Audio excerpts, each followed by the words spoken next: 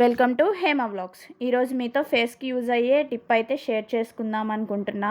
అసలు మ్యాటర్ ఏంటంటే ఈ మధ్య ఈ టిప్ అయితే బాగా వైరల్ అవుతుంది. అందుకే నేను కూడా ట్రై చేద్దామని ప్రాసెస్ అయితే స్టార్ట్ చేశా.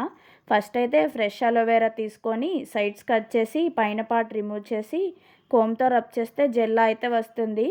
నెక్స్ట్ ఫ్రెష్ నీమ్ తీసుకొని వాష్ చేసుకొని అలోవెరా అండ్ నీమ్ కలిపి మిక్సీ పట్టేయాలి. ఆ వచ్చిన లిక్విడ్ని మౌల్స్లో పోసేసి డీప్ ఫ్రిడ్జ్లో పెట్టేస్తే ఐస్ క్యూబ్స్లా అయితే ఫామ్ అవుతాయి.